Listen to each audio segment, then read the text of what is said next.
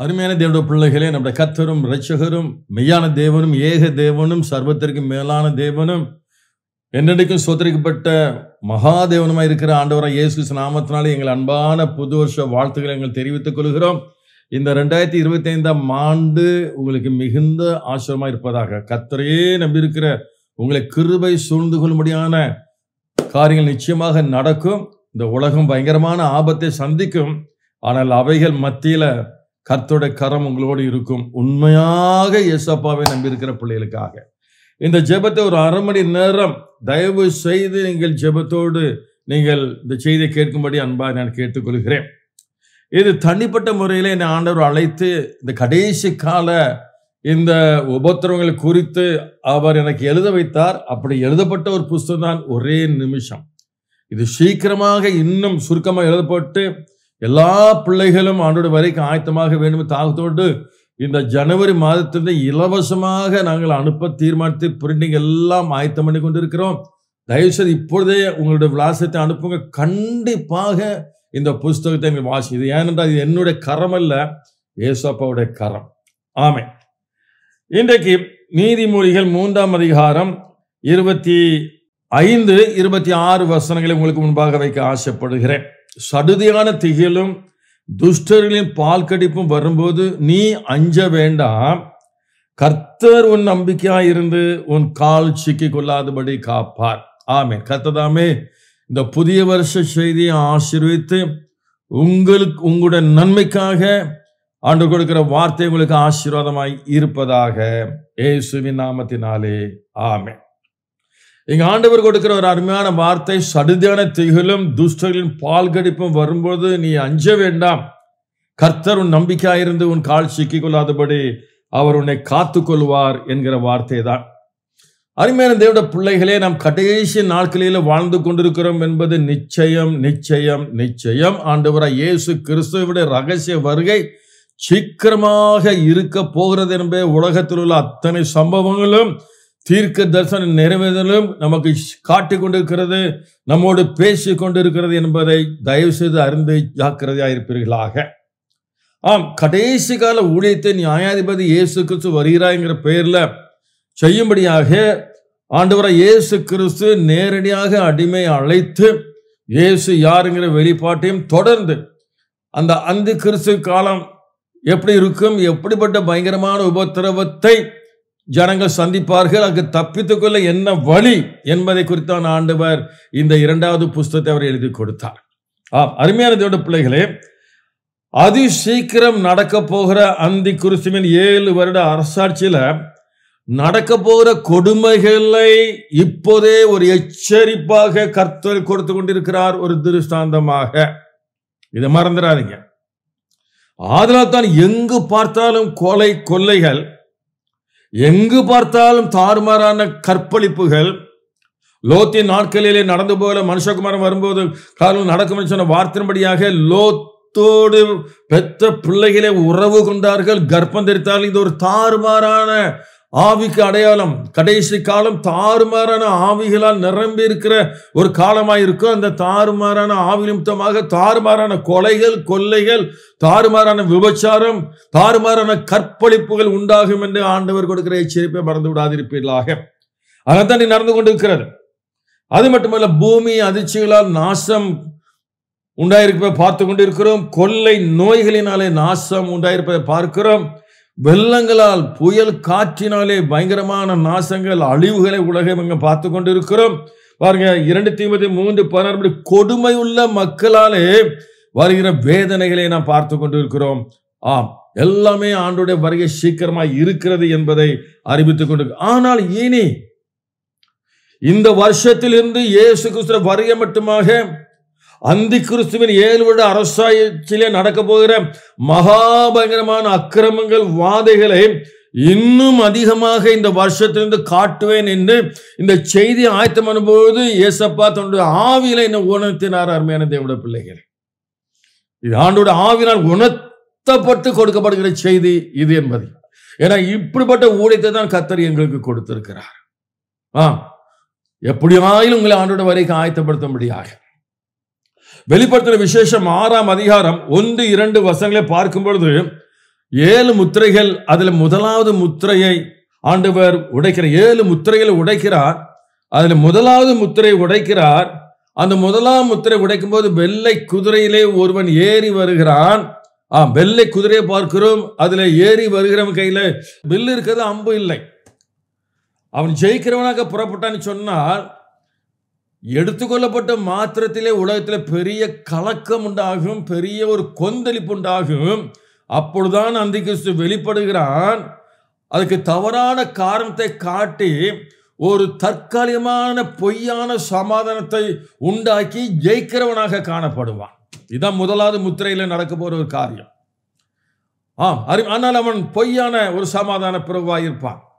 இரண்டாவதாக, அவனு பொய்யான சமத்தை உண்டு பண்ணின மாத்திரத்திலேயே தேவனாய கர்த்தர் இயேசு கிறிஸ்து தன்னுடைய கோபாக்கனை கலசத்தை இந்த பூமியின் மேலே கைவிடப்பட்ட மக்கள் மேல் ஊற்ற தொடங்குகிறார் என்பதை தயவு செய்து அறிந்து கொள்ளுங்க.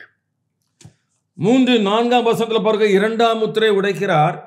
அந்த 2ஆம் முத்திரை உடைத்த உடனே சிவப்பான ஒரு குதிரை, அதன் மேல் ஏறிந்தவன் கையிலே ஒரு பட்டயம் இருக்கிறது.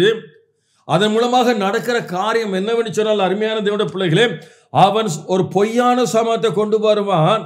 ஆனால் உடனே ஆண்டவராய் இயேசு கிறிஸ்து 2ஆம் முத்திரை உடைத்து பூமியில் உள்ளவர்கள் பூமி எங்கும் சமாதானமே இல்லாதபடிக்கு சமாதானத்தை எடுத்து போடுகிறார்.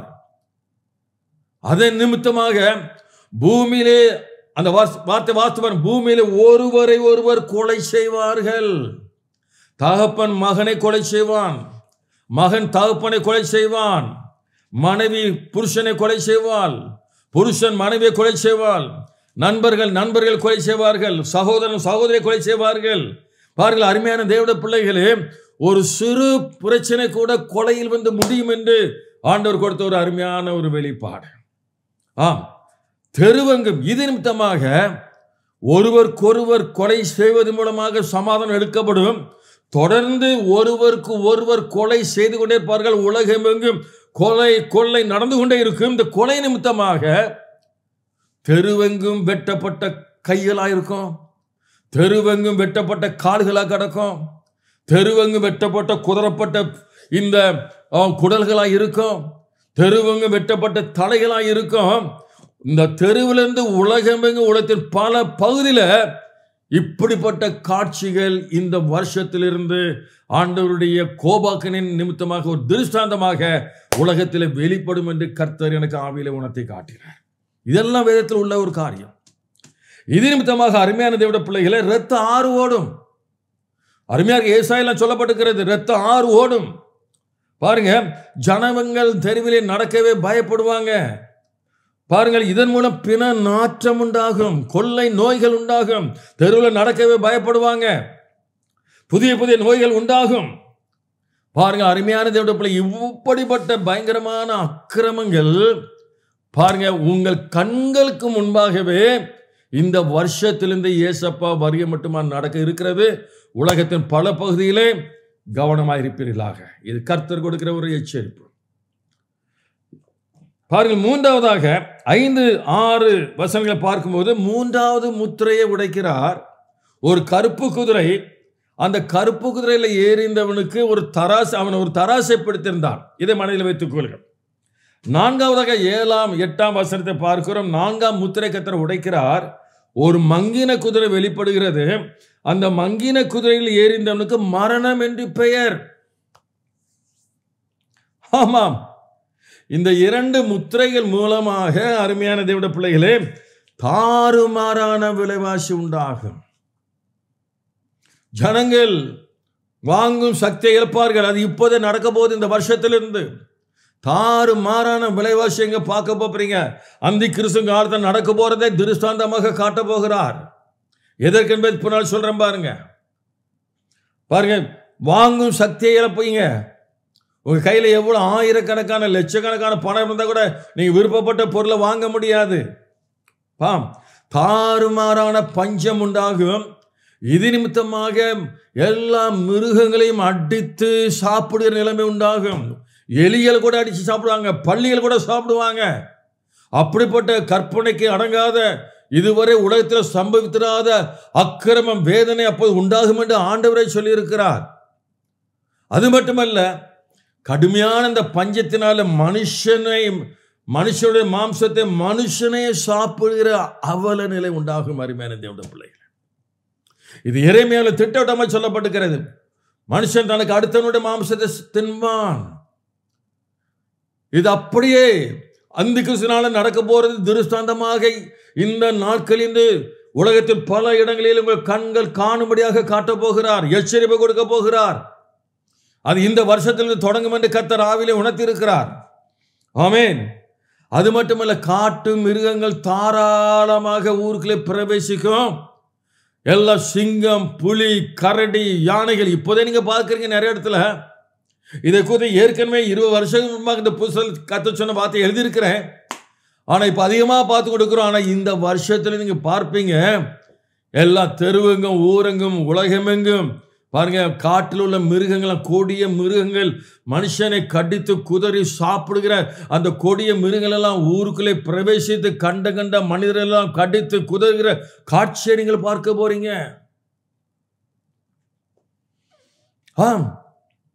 நீங்க கைவிடப்பட்ட இது பயங்கரமாக அந்த காலத்தில் நடக்கும். இதுக்கு மேலான காரியம் உண்டு. சில 4 முத்திரை மட்டும் உங்களுக்கு சொல்ல போறேன்.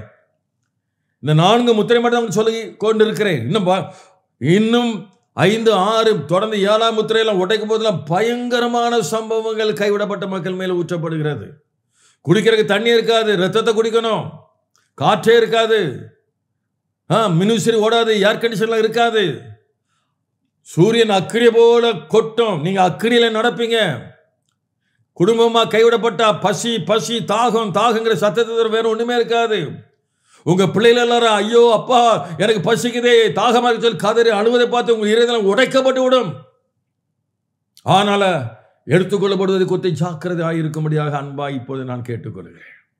கைவிடப்பட்டு விடாதபடிக்கு, உங்கள் சுயபத்தியை சார்ந்து கைவிடப்பட்டு விடாதபடிக்கு ஏசப்பா வருகையில மனவாட்டியை எடுத்துக்கொள்ளப்படுவதை குறித்து ஜாக்கிரதையாக இருக்கும்படியாக இப்பொழுது உங்களுக்கு அன்பாக ஒரு எச்சரிப்பை நான் கொடுக்கிறேன். அருமையான தேவனுடைய பிள்ளைகளே, அது மட்டுமல்ல, இனி வரப்போற நாட்களில் இதுவரை காணாத அந்த வார்த்தையில் எழுதப்பட்ட வார்த்தைப்படி உலகமெங்கும் பயங்கரமான பூமி அதிர்ச்சிகள், அதன் மூலமாக லட்சக்கணக்கான வீடுகள் இடிந்து விழும். பாருங்க, ஜனங்க அந்த மாளிகையில குடிந்த மக்கள் தங்குவதற்கு இடம் இல்லாம, வீடை மறுபடியும் கட்ட வசதி இல்லாம தெருக்களிலும் ரோடுகளிலும் வாழுகிற ஒரு காட்சி, ஒரு கொடுமையான காட்சி இங்க பார்க்க போறீங்க. அந்த பூமி அதிர்ச்சிகள் மூலமாக பாருங்க லட்சக்கணக்கான வீடுகள், அது மட்டுமல்ல அந்த பூமி அதிர்ச்சிகள் மூலமாக லட்சக்கணக்கான மக்கள் உங்கள் கண்கள் முன்பாக சாக போறதை நீங்க காண போறீங்க. எழுதப்பட்டிருக்கிறது. இது என்னோட சொந்த ஞானம் அல்ல. பிறகு கொள்ளை நோய்கள், இதுவரைக்கும் கொள்ளை நோய்கள் கொரோனா மூலமாக எவ்வளவு பாடு அனுபவித்தோம் நமக்கு தெரியும். இன்னைக்கு இங்கிலாந்தில் ஒரு பெரிய ஒரு விஞ்ஞானி சொல்லியிருக்கிறாரு, அந்த கொரோனாவை காட்டிலும் பயங்கரமான ஒரு கொள்ளை நோய் சீக்கிரமாக உலகத்தை தாக்க போகிறது, அதை யாரும் தாங்க முடியாதுன்னு சொல்லியிருக்கிறார். அது எப்படிப்பட்டதாக இருந்தாலும் தேவனுடைய வார்த்தையும் அப்படிதான் சொல்லுகிறது. அருமையான தேவனுடைய பிள்ளைகளே, அதில் ஜாக்கிரதையாக இருப்போமா. கொள்ளை நோய்கள் மூலமாக லட்சக்கணக்கான மக்கள் செத்து மடிவதை உங்களுக்கு கண்கள் காணப்போகிறது. அன்னைக்கு கொரோனா டைம்ல எப்படி ஆயிரக்கணக்கான மக்கள் செத்து தெருக்களில் காணப்பட்டார்களோ, அடக்கம் பண்ண முடியாத சூழ்நிலை காணப்பட்டது. இந்த வருஷத்திலிருந்து ஏசப்பா வருகை மட்டுமா இப்படிப்பட்ட கொடுமையான காரியங்கள் நடக்க போகிறது. ஜாக்கிரதை. வெள்ளங்கள் மூலமாக இன்னைக்கு எவ்வளவு அழிவு. இனி இந்த வருஷத்திலிருந்து ஏசப்பா வருகை மட்டுமா இதுவரை கண்டிராத வெள்ளங்களை பார்க்க போறீங்க. வெள்ளங்கள் அழிவை பார்க்க போறீங்க. ஆயிரமான மக்கள் வெள்ளங்கள் செத்து மடிய போதை காண போறீங்க, காணாமல் போதை பார்க்க போறீங்க. இப்போதே ஒரு சின்ன ஒரு எச்சரிப்பை கொடுத்து கொண்டு இருக்கிறார். அது மட்டுமல்ல, புயல் சூறை காற்று மூலமாக பாருங்க அப்பவும் லட்சக்கணக்கான மக்கள் இடிந்து விடுவதையும் லட்சக்கணக்கான மக்கள் சாக போகிறதையும் உங்களுடைய கண்கள் காண போகிறது. அருமையான தேவனுடைய பிள்ளைகளே, இது தேவனுடைய கோபாக்கினை. இந்த கடைசி காலத்தில் அவர் வருகைக்கு முன்பாக திருஷ்டாந்தங்களாக இவரை காட்டப் போகிறார். இன்னும் அதிகமாக நீங்க நினைப்பதற்கு மேலாக, கற்பனை பண்ணி பார்ப்பதற்கு மேலாக அவர் காட்டப் போகிறார். ஜாக்கிரதையாக இருப்போமாக. பாருங்க, இந்த லட்சக்கணக்கான மக்கள் வீடுகளை இழந்து போவார்கள். அவர் வேதனை மிக பயங்கரமாக இருக்கும். இன்னைக்கு பெரிய கோடீஸ்வரர்களாக இருக்கிறவர்களுடைய வீடெல்லாம் இடிஞ்சு போகும். பெரிய லட்சாதிபதிகளாக இருக்கிற வீடுகள்லாம் இடிஞ்சு போகும். பெரிய பெரிய பணக்காரர்கள் கோடீஸ்வரன் சொல்றாங்களே, நம்பர் 1, நம்பர் 2, நம்பர் 5, நம்பர் 10 ஊழியக்காரெல்லாம் சொல்ற பணக்காரெல்லாம் சொல்றாங்களே, இன்னைக்கு உலகமெங்க இப்படிப்பட்ட பணக்காரர்களுடைய வீடெல்லாம் இடிந்து போகும். அந்த வீட்டில் மறுபடியும் குடியிருக்க முடியாதபடிக்கு அவருடைய நிலைமை மிக பரிதாபமாக காணப்படும். நான் சொல்லல, வேதம் திட்டவட்டமாக சொல்லுகிறது. ஆமென். என் அருமையான தேவனுடைய பிள்ளைகளே, ஆதலால் இங்க பாருங்க, இப்படிப்பட்ட சாவின் மூலமாக, இந்த 4ஆம் முத்திரை மூலமாக, 3-4 முத்திரை மூலமாக உண்டாக போகிற சாவினால, அந்த 8ஆம் வசனத்தை பாருங்க, பூமியின் 1/4 பங்கு மக்கள் அக்கிரமம் அநியாயமாக மடிந்து போவார்கள். பூமியில் உள்ள 1/4 பங்கு மக்கள், இன்னைக்கு 850 கோடி நான் நினைக்கிறேன்.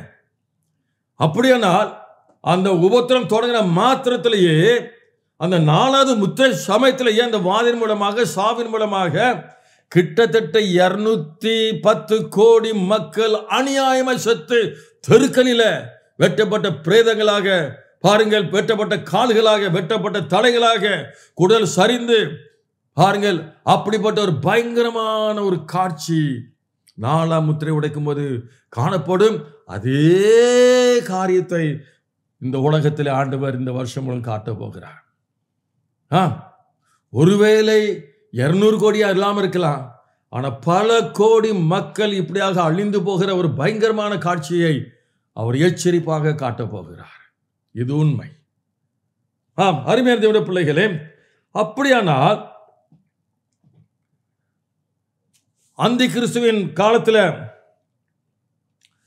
நடக்க போகிற இந்த கொடுமையில் சடுதியான திகில் போல, பெரிய பால் கடிப்பு போல உங்கள் கண்களுக்கு முன்பாக இனி நடக்க போகிறது என்பதை உணர்த்ததான் ஆண்டவர் இந்த வார்த்தையை அடிமையாக கொடுத்து கொண்டிருக்கிறார். எதற்காக? ஏன் இந்த பயங்கரமான உபத்திரவத்தை, வேதனையை, அந்த அந்தி கிறிஸ்து காலத்தில் நடக்க வேண்டிய மகா பயங்கரமான வேதனைகளை, வாதைகளை அவருடைய வருகைக்கு முன்பாக இந்த உலகத்தில் காட்டுவேன்னு சொல்ல காரணம் என்ன? தன்னால் முன்குறிக்கப்பட்ட பிள்ளைகளையும், தான் நேசிக்கிற பிள்ளைகளையும் எப்படியாயிலும் உண்மையான ரட்சிப்பை இதை காட்டி பயமுறுத்தி ஒரு எச்சரிப்பை கொடுத்து, அவள் உண்மையான ரட்சிப்பில் கடந்து வந்து ரட்சிப்பை பெற்று மனவாட்டியை முத்தரிக்கப்பட்டு தன்னுடைய வருகைக்கு தன்னால் முன்குறிக்கப்பட்ட பிள்ளைகளும், தன்னால் நேசிக்கப்படுகிற பிள்ளைகளும் அந்த வருகைக்கு ஆயத்தமாக வேண்டும் என்கிற ஒரே காரணத்துக்காகத்தான் இந்த காரியத்தை செய்ய போகிறார். அதுதான் பார்க்கணும். லவோதிக்கா சபை கடைசி காலத்தில் இயேசுவே இல்லை, ஆனால் அவர் என்ன சொல்றாரு பாருங்க, 3:19 என்ன நினைக்கிறேன், 18-19, நான் நேசிக்கிறவர்கள் எவர்களோ அவளை கடிந்து கொண்டு சிக்ஷிக்கிறேன், ஆகையால் ஜாக்கிரதையாயிருந்து மனம் திரும்ப. அவர் நேசிக்கிற பிள்ளைகள் ஜாக்கிரதை மனம் திரும்பி, இயேசு ஒருவர் தான் தேவன், இயேசு நாமத்தை ஞாசம் பெற்றால் தான் ரட்சிப்பு, நாம் இயேசு நாமத்தை ஞாசம் பெற்றால் மனவாட்டிக்கு முத்திரை, அப்போதான் அவருடைய வருகை எடுத்துக்கொள்ளப்பட முடியும் என்பதை உணர்ந்து, இயேசு யாருமே உணர்ந்து அந்த ரட்சிப்பை பெற்று மனவாட்டியாக முத்தரிக்கப்பட நீ மனம் திரும்ப வேண்டும் என்பதற்காகத்தான் கடிந்து கொண்டு சிக்ஷிக்கிறேன்.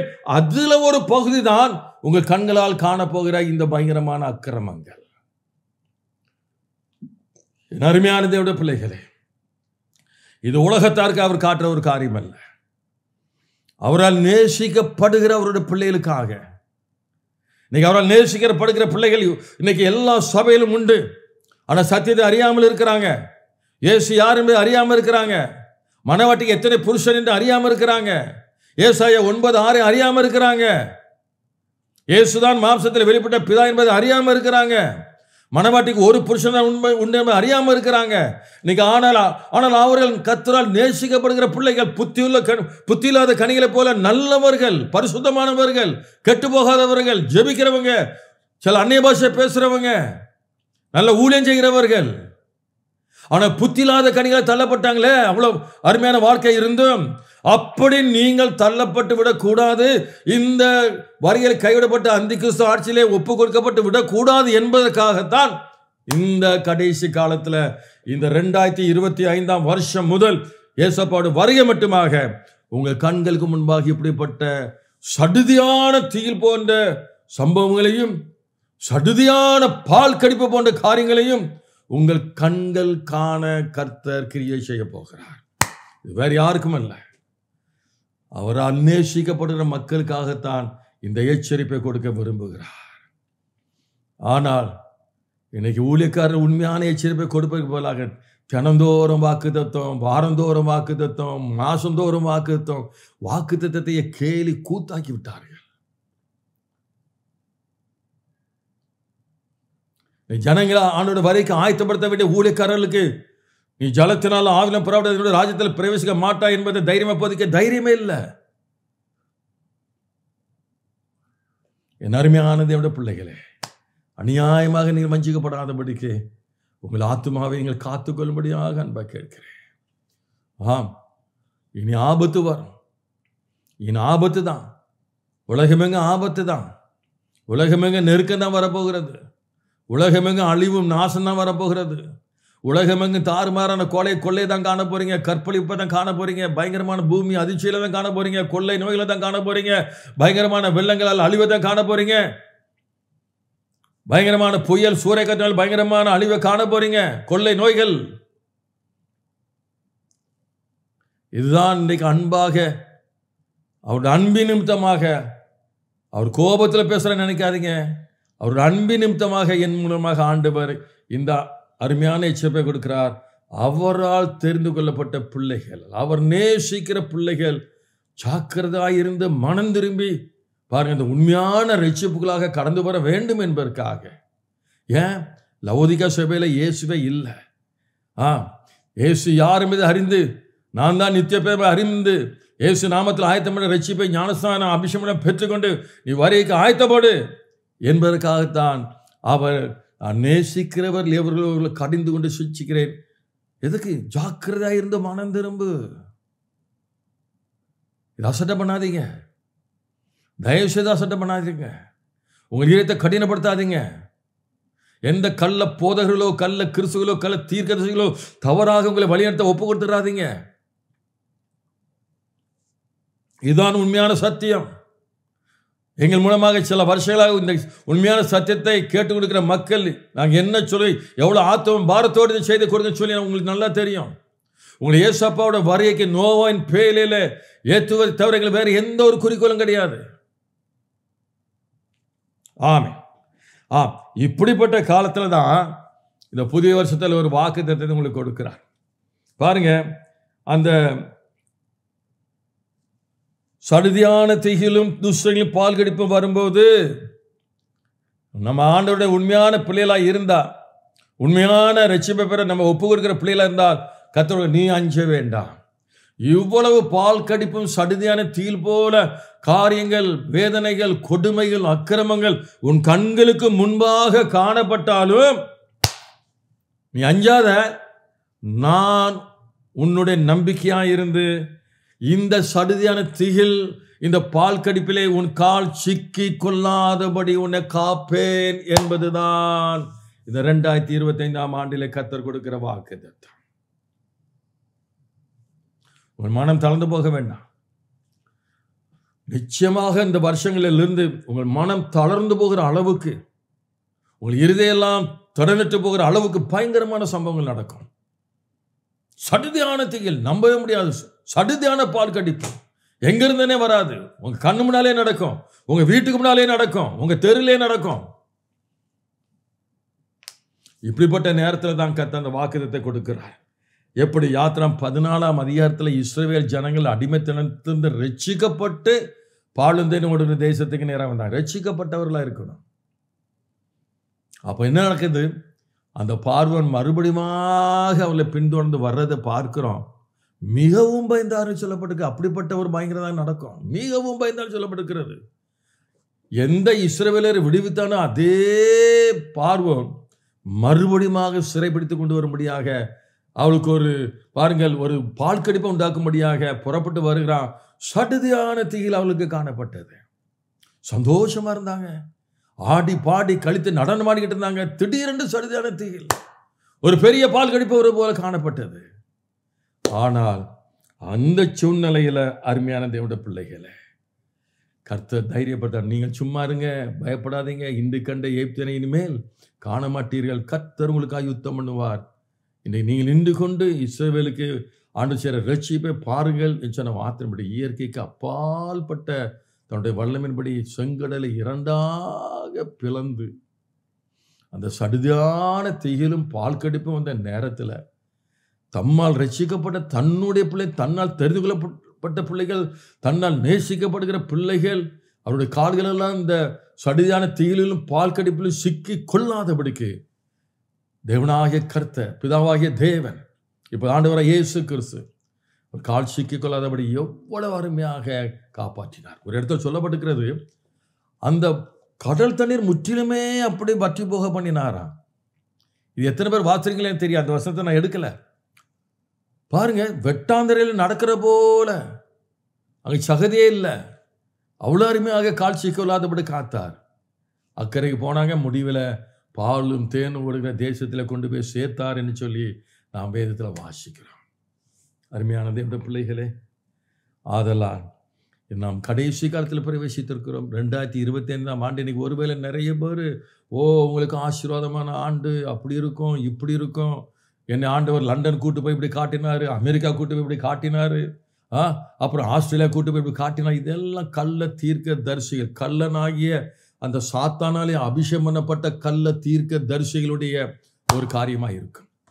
இன்னைக்கு வேதனையான காரியம், சொன்ன தீர்க்கதரிசனம் பொய் என்று நிரூபிக்கப்பட்ட பிறகும் இன்னும் துணிகரமாக தீர்க்கதரிசனம் சொல்றாங்க பாருங்க. அதுதான் வேதனையான ஒரு காரியம். அதை நீங்களே நம்புறீங்க பாருங்க. இன்னைக்கு இப்படிப்பட்ட ஒரு கொடுமையான காத்துல கள்ள கிறிஸ்துவான அபிஷேகம் பண்ணப்பட்ட இந்த ஆட்டக்காரங்கள் மூலமாக நடக்க காரியமா விசில் அடிக்கிறீங்க பாருங்க, கைத்தட்டுங்கிற பாருங்க. என்ன பெரிய ஒரு ஆபத்து வருவது என்று அறியாமல் இருக்கிறீங்களே. Be careful. என் அருமையான தேவனுடைய பிள்ளைகளே, இதுதான் கர்த்தர் கொடுக்கிற வாக்கு. இதுதான் கர்த்தர் சுத்தமாக அடுத்த வாரத்தில் ஆண்டவர் அந்நிய பாஷை வியாக்கியானத்தின் மூலமாக அவரே கொடுக்கிற தீர்க்கதரிசன வார்த்தையிலே நாம் ஜெபத்தோடு கேட்போம். இன்றைக்கு இந்த செய்தியை முக்கியமாக கொடுக்க வேண்டிய நம்ம சரியான நேரமாகிவிட்டது.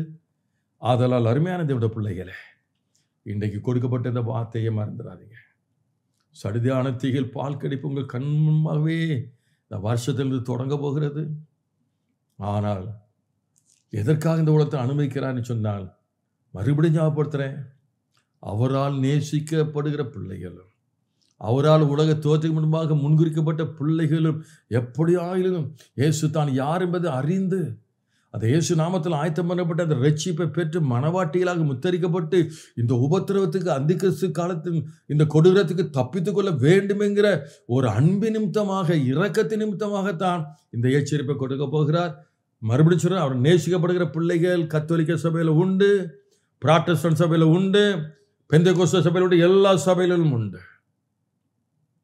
அவர் நேசிக்கப்படுகிற பிள்ளைகளாக இருப்பீன்னு சொன்னா ஒரு சபை பிரதானம் கிடையாது. இது கொடுக்கப்பட்ட வார்த்தையை விசுவாசிங்க, வார்த்தைக்கு கீழ்படிங்க. இந்த புது வருஷங்களுக்கு ஆசீர்வாதமாக இருப்பதாக. அந்த பண்டிகை இல்லை, கீழ்ப்படிதல் தான் உத்தமாங்க. கீழ்ப்படிதல் ரட்சிப்பை பெற்றுக்கொள்ளுங்க. கர்த்தர் உங்களை ஆசீர்வதிப்பாராக. ஆமென். எங்கள் அன்பின் பிதாவாகிய இயேசு ராஜா, மிகுந்த பாரத்தோடு இந்த புதிய வசதியில் கொடுத்த வார்த்தைக்காக சொல்லுது. கேட்ட மக்கள் உள்ளத்தில் கிரியை செய்யும். அதுக்கு ஒரு ஒரு எச்சரிப்பு உண்டாகட்டும், பயம் உண்டாகட்டும்.